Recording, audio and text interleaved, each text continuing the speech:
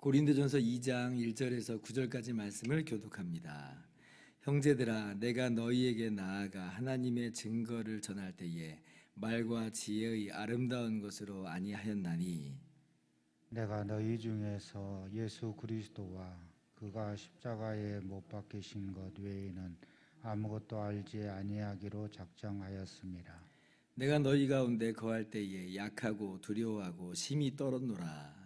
내 말과 내 전도함이 설득력 있는 지혜의 말로 하지 아니하고 다만 성령의 나타나심과 능력으로 하여 너희 믿음이 사람의 지혜에 있지 아니하고 다만 하나님의 능력에 있게 하려 하였노라. 그러나 우리가 온전한 자들 중에서는 지혜를 말하노니 이는 세상의 지혜가 아니요 또 이 세상에서 없어질 통치자들의 지혜도 아니요 오직 은밀한 가운데 있는 하나님의 지혜를 말하는 것으로서 곧 감추어졌던 것인데 하나님이 우리의 영광을 위하여 만세전에 미리 정하신 것이라. 이 지혜는 이 세대의 통치자들이 한 사람도 알지 못하였나니 만일 알았더라면 영광의 주를 십자가에 못 박지 아니하였으리라. 같이요. 기록된 바 하나님이 자기를 사랑하는 자들을 위하여 예비하신 모든 것은 눈으로 보지 못하고 귀로 듣지 못하고 사람의 마음으로 생각하지도 못하였다 함과 같으니라. 아멘. 할렐루야. 하나님의 크신 은혜와 평강이 오늘도 변함없이 여러분 가운데 같이 넘치기를 주님의 이름으로 축원합니다. 엊그제 가정 예배를 드릴 때 우리 식구들이 말씀을 잘 이해하고 있는가 제가 물어봤어요. 1장 23절 그때 이제 그 본문으로 함께 큐티를 할 텐데, 우리는 십자가에 못 박힌 그리스도를 전하니 유대인에게는 거리끼는 것이요 이방인에게는 미련한 것이라, 이렇게 말씀이 있어요. 물어봤죠. 왜 유대인에게는 거리끼는 것이 될까? 왜 이방인에게는 미련한 것이 되었을까? 이렇게 물어봤습니다. 그랬더니 이제 뭐 이런저런 대답을 해요. 여러분도 한번 대답을 한번 해보면 참 좋을 것 같아요. 왜 미련한 것이 되고 왜 또 거리끼는 것이 되는가? 먼저 이렇게 생각을 해볼 수가 있지요. 유대인들에게 거리끼는 것이 되는 이유는 뭐냐면 십자가가 의미하는 것, 그게 뭐예요? 십자가가 의미하는 게 그 유대인들을 향해서 너희도 똑같은 죄인이다. 너희도 예수 그리스도 아니면 이 십자가에서 멸망당할 수밖에 없는 죄인들이다 라고 말하는 게 주님의 십자가잖아요. 모든 사람이 다 죄인이라고 선포를 하고 있으니까. 물론 뭐 십자가가 어떤 겸손과 어떤 희생을 모범으로 요구하는 것을 가지고 있기 때문에 또한 그래서 그게 부담스러워서 거리끼는 것 같아요. 이렇게 우리 식구들은 대답을 했습니다. 뭐 그런 의미도 있을 수 있을 것 같아요. 근데 더 본질적인 것은 유대인들의 자기 의의를 깨트리는 거죠.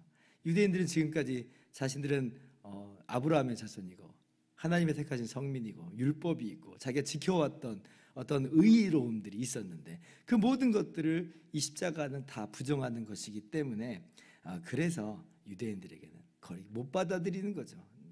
그렇게 나는 당신이 말하는 것처럼 죄인이 아닙니다. 나는 충분히 나의 힘과 나의 노력으로 율법을 지키는 것으로 나는 하나님의 백성된 이 자격을 난 유지하고 지켜나갈 수 있습니다 라고 이야기를 하는 것입니다. 그러면 이방인들에게는 왜 주님의 십자가가 미련한 것처럼 취급이 될까? 한번 또 생각을 해본다면 이방인들은 이 세상 속에서 살아가는 그 사람들이잖아요. 그럼 그들에게는 뭐가 인생의 목표고 인생에서 가장 중요하냐면 이 땅에서 잘 먹고 잘 사는 것, 이것이 정말 그들에게 있어서는 가장 중요한 그런 부분들이에요. 그런데 주님의 십자가라, 메시아가 오셨는데 그리스도가 오셨는데 십자가에 못 박혀 죽었어? 그게 무슨 메시아야? 아니 그게 무슨 의미가 있어? 아니 메시아를 추종하는 사람들을 잘 먹고 잘 살게 그렇게 만들어주는 게 메시아지 그냥 십자가에 죽는 게 무슨 의미가 있단 말인가? 라고 하면서 십자가에 못 박히신 예수님이 설득이 안 되는 거예요. 아니, 예수님 믿으면 잘 먹고 잘 살았다고 그렇게 얘기를 해줘야 되는데, 그게 아니고 예수님 십자가에 못 박혀 죽었다, 주님을 따르는 사람들도 자기 십자가를 지고 따라와야 된다, 아니 이러니까 이게 뭐 설득이 되겠어요? 그 미련한 것처럼 보이는 거죠. 잘 먹고 잘 사는 것에 있어서 하등함으로는 도움이 되지 않는 것처럼 보여요. 게다가 또 이 헬라인들의 그 당시에 이제 이 철학, 이 미덕은 뭐였냐면 자신을 이제 당당하게 피하라는 게 미덕입니다.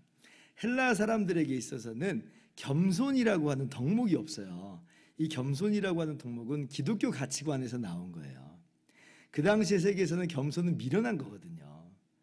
어떻게 하든지 자기를 드러내고 자기를 자랑하고 자기를 합리화하고 자기를 끝없이 높여야 되는데, 근데 오히려 십자가는 아니 겸손을 지금 이야기를 하고 또 요구하니까 그건 미련한 짓이라는 거죠.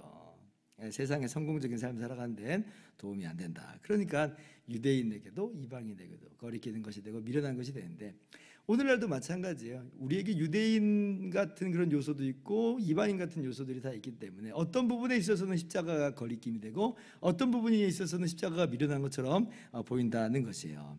그러니까 이러한 이 세상의 지혜로는 그러니 하나님을 알 수가 없다. 근데 이제 성령께서 우리의 눈을 딱 여시면 이제 보이는 거죠. 유대인이나 헬라인이나 예수님이 딱 보이고 그 십자가가 어떤 의미인지 선명하게 다가오는 거예요. 그렇게 해서 예수님을 믿고 구원함을 얻는 그 복된 삶을 살아가게 되는 것입니다. 그래서 핵심은 정말 성령께서 진리를 깨닫게 하시는 그 역사, 죄를 깨닫게 하시고 예수를 깨닫게 하시는 그 역사가 정말 중요해요.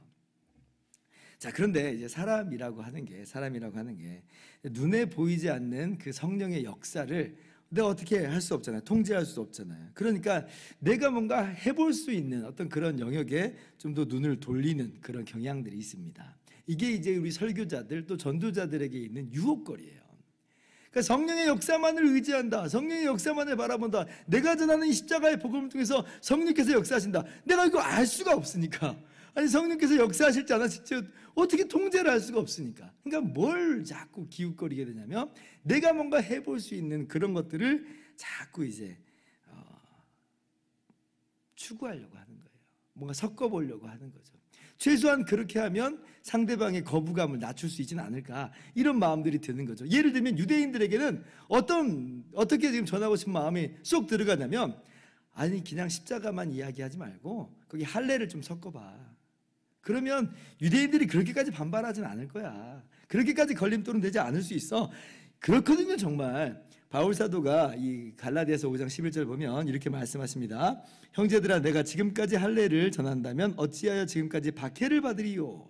그리하였더라면 십자가의 걸림돌이 제거되었으리니. 십자가를 말하지 않는다는 거 아니에요. 십자가를 말하면서 할례도 싹 끼워놓으면 걸림돌이 사라진다는 거예요.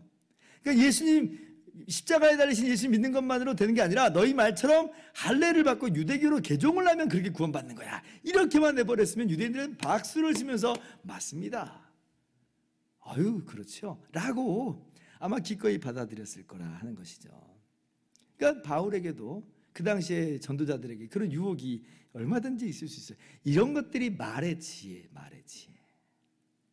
그러나 바울은 그렇게 하지 않았고, 두려워했지만 그러나 작정하고 나는 오직 십자가에 못 박히신 그리스도만 전하겠다라고 하는 거예요. 헬라인에게는 어떻게 그럼 이야기하고 싶은 마음이 딱 들겠어요?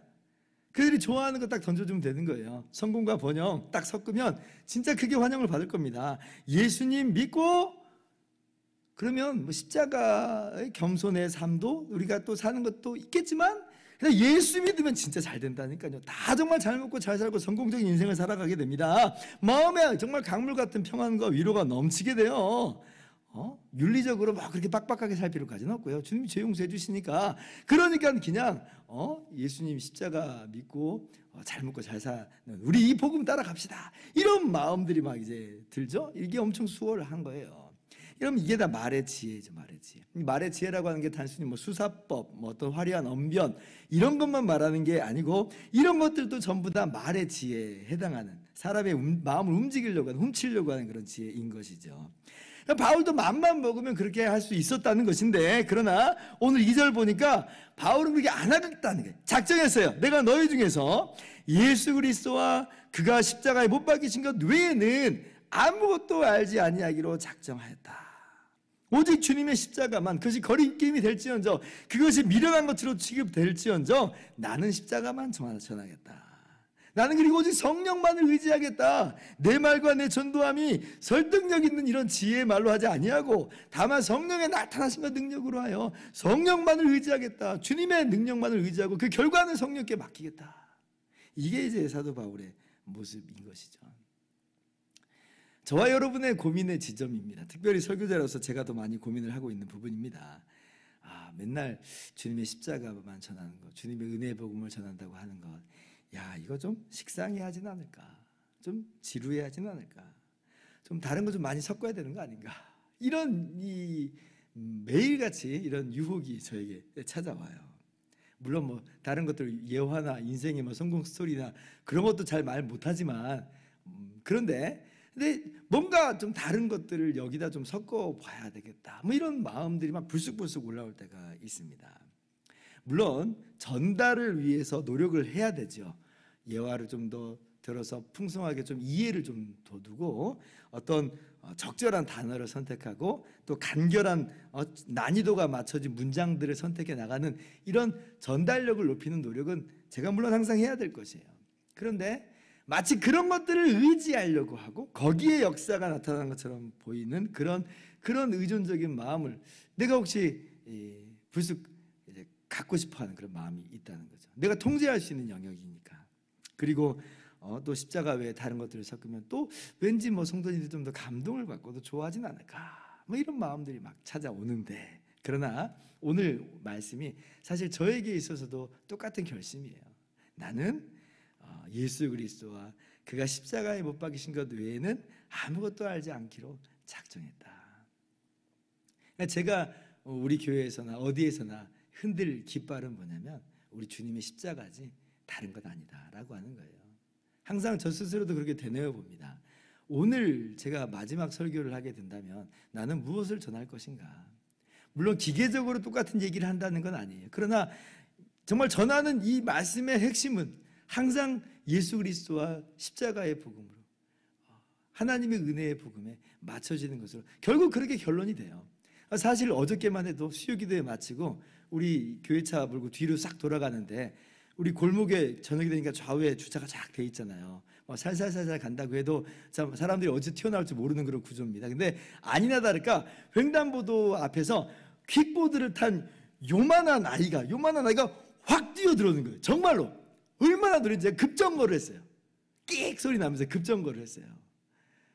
그래서 이제 한 요 정도 간격에서 피한 것 같아요. 그래도 정말 너무 놀래가지고 차에서 후다닥 내려가지고 야, 너 괜찮아? 그랬거든요. 그랬더니 그 아버지가 막 뛰어더니 저한테 이 사람아 운전 똑바로 해야지, 이런 게 아니라 죄송합니다 저한테 그랬어요.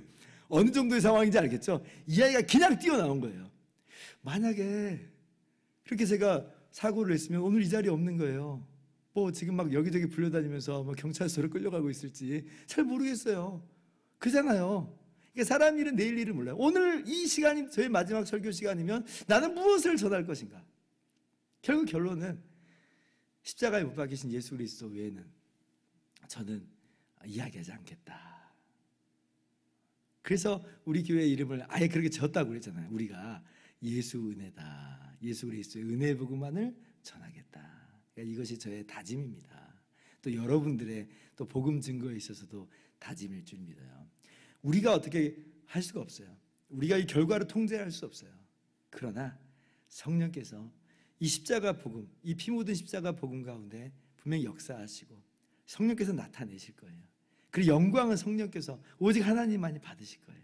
우리가 그것을 기대하면서 우리 주님의 십자가의 복음 안에 거하고 또 전하며 나아가는 저 여러분 모두 되기를 주님의 이름으로 축원합니다. 기도하겠습니다.